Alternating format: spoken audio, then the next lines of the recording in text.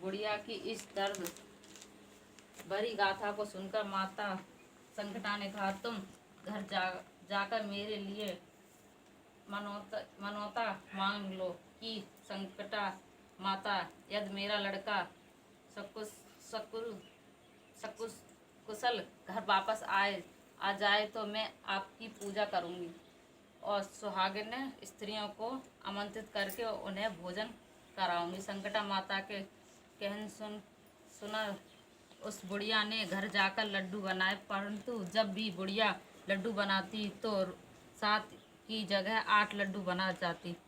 इस बात से बुढ़िया बहुत ही असमंजस में पड़ गई कि ऐसा होने का कारण क्या है। कहीं गलती से गिनती करने में तो भूल नहीं हो रही है, अथवा अपने पास 8 लड्डू बन जाने का कोई अन्य कारण है। इसी समय वृद्धा स्त्री के वेश में सब माता संकटा प्रकट हुई और बुढ़िया से कहा, क्यों बुढ़िया, आज तुम्हारे यहाँ कोई उत्सव है क्या? यह सुनकर बुढ़िया ने कहा, हाँ, आज मैंने संकटा माता के लिए सुहागनों का भोजन खिलाने का निमंत्रण दिया है, किंतु जब गिनकर 7 लड्डू बनाती हूँ तो 8 बन जाते हैं। मैं इस बात से बहुत चिंतित हूँ। बुढ़िया की बात पर संकटा जी ने कहा, क्या तुमने किसी बुढ़िया स्त्री को भी निमंत्रण किया है? बुढ़िया कहने लगी, नहीं, मैंने तो ऐसा नहीं किया है, परंतु तुम हो कौन? संकटा जी ने कहा, मैं बुढ़िया हूँ, मुझे ही तुम आमंत्रित कर दो।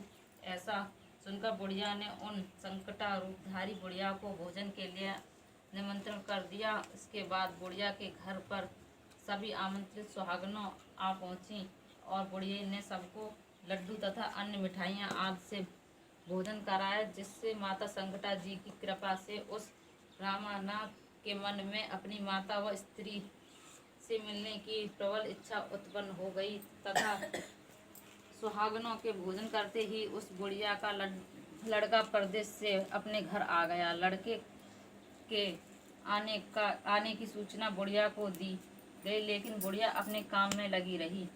उसने कहा, लड़के को बैठने दो, मैं सुहागनों जमाकर अभी आती हूँ। लड़के की बहू ने पति आगमन का समाचार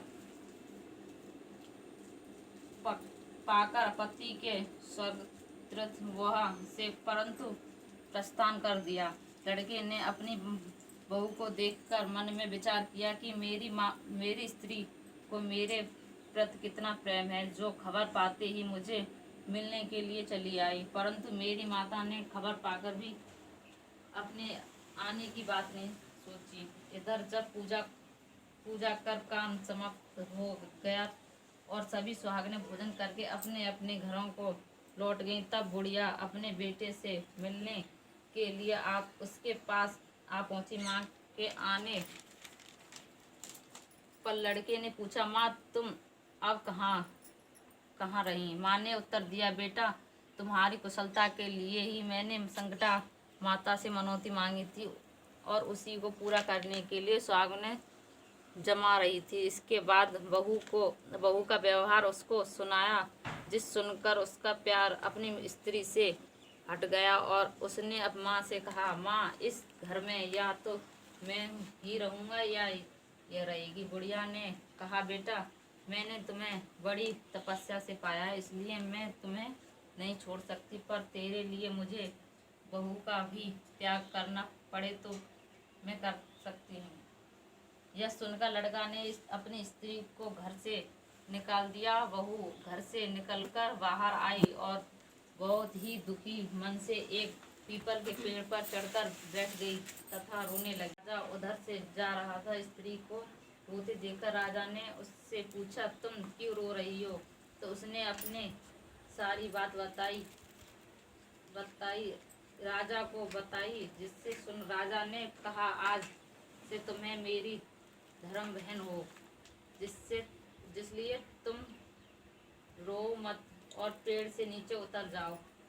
मैं तुम्हारे सभी कष्टों को दूर करने का यथासंभव यत्न करूँगा। राजा के मुख से ऐसी बात सुनकर वही स्त्री पेड़ से नीचे उतर आई और राजा के साथ साथ उसके महल को चली गई। घर जाकर राजा ने अपनी रानी से सारा वृत्तांत सुनाया और कहा, देखो आज से यह मेरी धर्म की बहन है, इसको किसी तरह का कष्ट नहीं होना चाहिए। राजा के यह पहुंचकर उस रामानाथ की स्त्री से कहा, स्त्री ने संकटा माता के नियमित सुहागनों को बुलाकर भोजन कराया और लड्डू बांधकर रानी को भी न्योता दिया। जब सभी सुहागिनें लड्डू खाने लगीं तो रानी ने कहा, मुझे तो रबड़ी, मलाई तथा सुस्वाद मिष्ठान भी हजम नहीं होते, तो फिर ये पत्थर सरीखे कठोर लड्डू कैसे हजम होंगे। ऐसे अवहेलना पूर्वक बातें कहकर रानी ने लड्डू खाने से इनकार कर दिया। संकटा माता की कृपा से सुहागनों के खाते ही उस स्त्री का पति अपने घर से उसको लेने के लिए आ गया और अपनी पत्नी को माता संकटा की पूजा करते हुए उसने देखा तो संकटा माता को हाथ जोड़कर उसने अपनी पत्नी से कहा, मेरे अपराध को क्षमा करो। तब पत्नी ने कहा, हे पतिदेव, इसमें किसी का कोई दोष नहीं है, आप मेरे ईश्वर के रूप में हैं, मेरे ही अपराधों का आप क्षमा करें। यह कहकर उन दोनों ने मिलकर माता की सवेद पूजा की। पूजा समाप्त होने पर वे दोनों स्त्री पुरुष प्रसाद खाकर अपने घर जाने के लिए तैयार हुए जाते समय बहू ने उस रानी से कहा, मुझको जब दुख पड़ा तो मैंने अपने धर्म भाई के साथ तुम्हारे घर चली आई, और यदि आपको भी कभी किसी तरह का कष्ट पड़े तो तुम मेरे यहाँ निष्कोच भाव से चली आना। ऐसा कहकर बहू अपने पति के साथ राजा के घर से विदा हो गई। संकटा माता करने के कारण रानी पर संकटा का कोप हो गया और बहू के जाने के बाद ही उसका सारा राज्य तहस नहस हो गया। ऐसे विपत्ति में पकड़कर रानी ने राजा से कहा, ना मालूम वह तुम्हारी धर्म बहन कैसे थी कि उसके यहाँ से जाते ही सब कुछ धन नष्ट हो गया।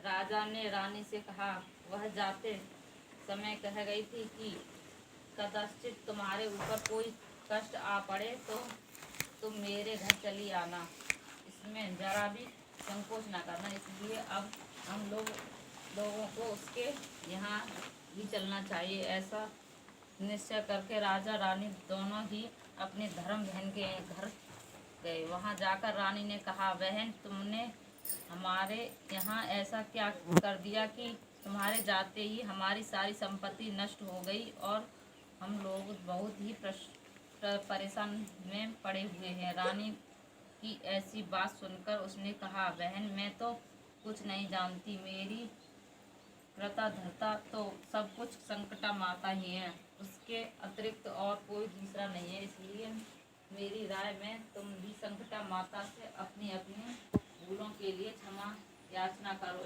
उन्हें ही जी का व्रत किया और सुहागनों को जमाया तथा अनजाने में हुई अपनी भूल के लिए संकटा माता से बारंबार क्षमा मांगी। रानी के ऐसे करते ही संकटा माता प्रसन्न हो गई और रात में रानी को सपन दिया कि तुम दोनों कल सुबह अपने घर को चले जाओ, वहां जाकर मेरी पूजा और व्रत करना तथा मेरे नियमित सुहागनों को जमाना। जैसे करने से तुम्हारा गया हुआ राजपाट तुम्हारे पास फिर से वापस मिल जाएगा। सुबह होते ही राजा रानी अपने घर को चले गए। घर जाकर उनके अनुसार सब काम किया तो सारा राजपाट मिल गया और वह पहले की तरह राज्य करने लगे।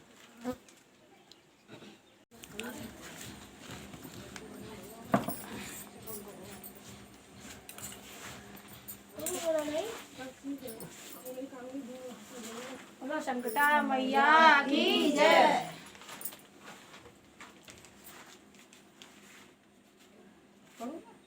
जय संकटा माता मैया, जय संकटा माता, जो जन तुमको दाता, जो जन तुमको दाता, सो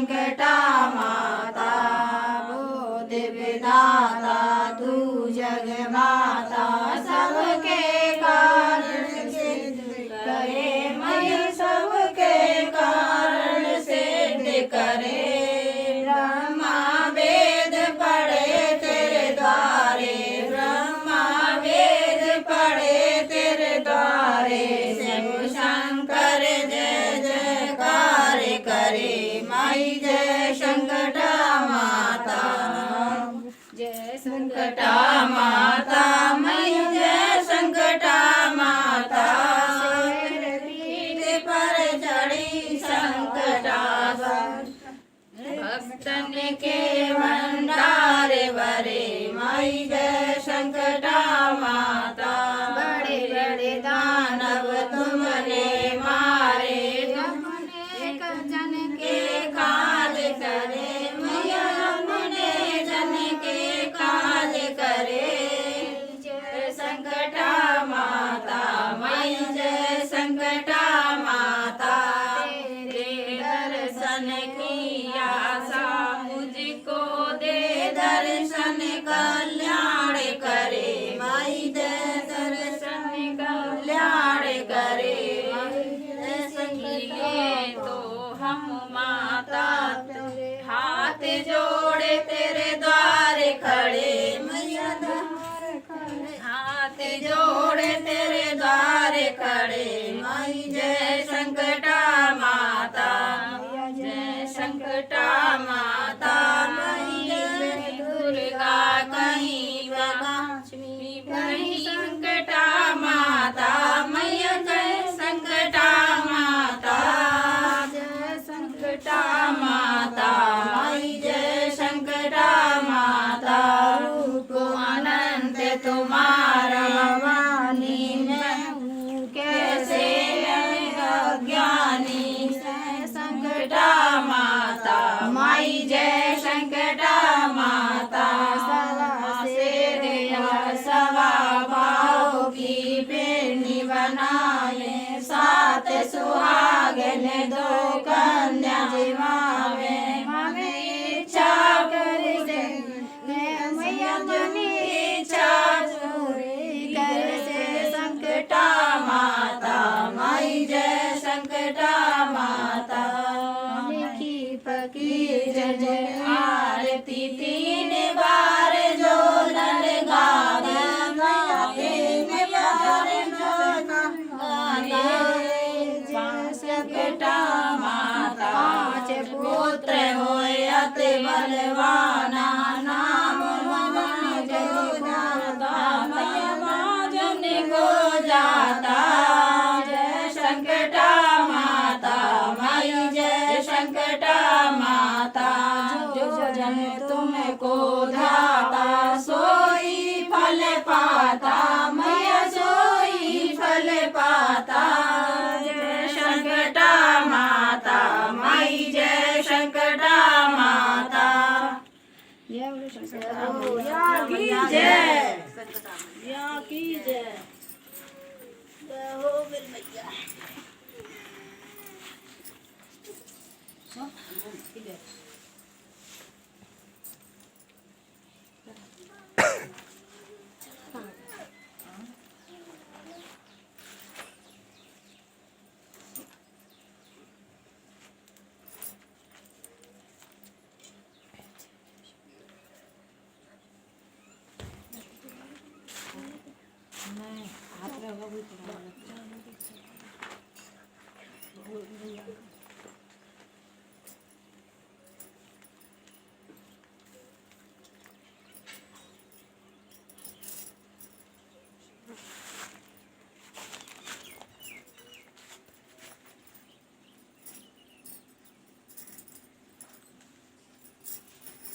मित्रों आप देख सकते हो ये अभी तक कथा हुई। पूरी कथा पढ़ने के बाद में ये आरती भी हो चुकी है।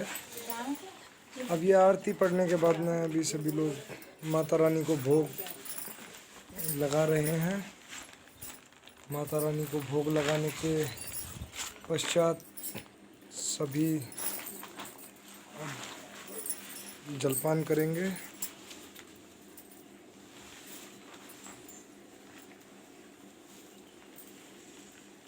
अभी यहाँ से शुरू होती है माता की कहानी के बाद में, पूजा के बाद में अब जलपान की व्यवस्था। अब इसके बाद कोई वार्तालाप नहीं होगी, कोई बात भी नहीं करेगा सिवाय माता के भोग लगाने के बाद भोजन के तत्पश्चात ही बात करेंगे।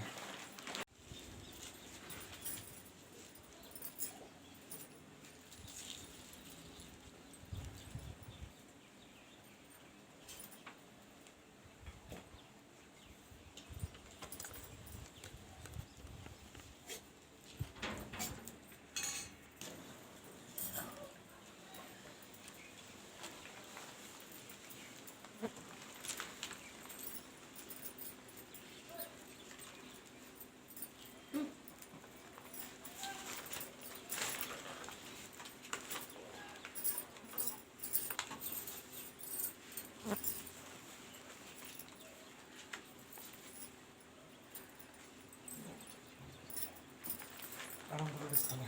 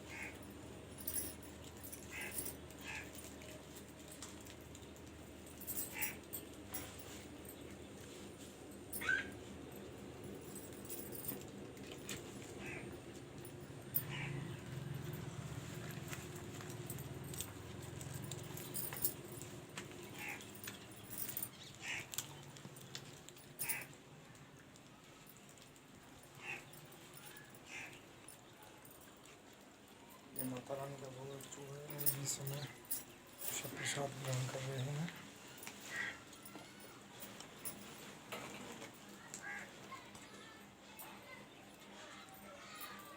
जब तक जलपान किया जाएगा, जब तक प्रसाद चलेगा, तब तक कोई किसी से वार्तालाप नहीं होगी, ना ही बोल के कुछ मांगेंगे, ना ही कुछ देंगे, सब इशारों में बातें होंगी।